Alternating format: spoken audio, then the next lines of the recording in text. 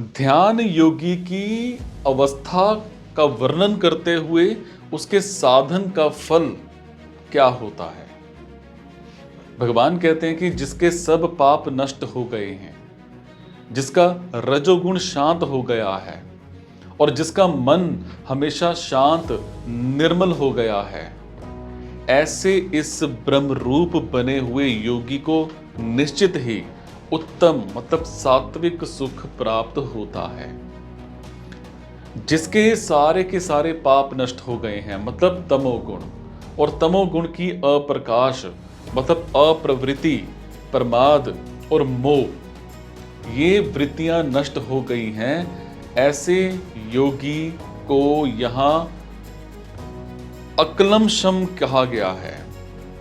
जिसका रजोगुण और रजोगुण की लोभ प्रवृत्ति, नए नए कामों में लगना, अशांति और सप्राहा, ये वृत्तियां हो गई हैं। तमोगुण, रजोगुण और उनकी वृत्तियां शांत होने से जिसका मन खुद ही शांत हो गया है, मतलब जिसकी सिर्फ प्राकृत पदार्थों से और संकल्प विकल्पों से भी उपरति हो गई है। ध्यान योगी जब तक मन को अपना मानता है ना, तब तक मन अभ्यास से शांत तो हो सकता है, पर शांत मतलब सर्वथा शांत नहीं हो सकता। परंतु जब ध्यान योगी मन से भी उपराम हो जाता है, मतलब मन को भी अपना नहीं मानता, मन से भी संबंध विच्छेद कर लेता है, तब मन में राग द्वेष ना होने से उसका मन स्वाभाविक ही शांत हो जाता है।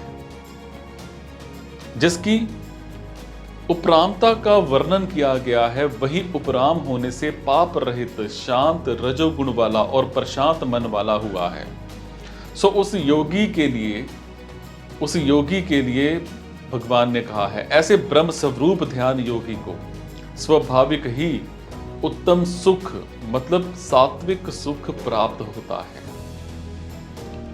पहले 23वें श्लोक के उत्तरार्ध में जिस योग का निश्चय पूर्वक अभ्यास करने की आज्ञा दी गई थी, उस योगी को, अभ्यास करने वाले को, योगी को निश्चित ही उत्तम सुख की प्राप्ति हो जाएगी और उसमें बिल्कुल भी संदेह नहीं है। बिल्कुल भी। जो योगी सबसे उपराम हो गया है, उसको उत्तम सुख की खोज नहीं करनी पड़ती। उस सुख की प्राप्ति के लिए उद्योग, परिश्रम ये सब नहीं करने पड़ते। हालांकि वो उत्तम सुख उसको खुद स्वाभाविक ही प्राप्त हो जाता है।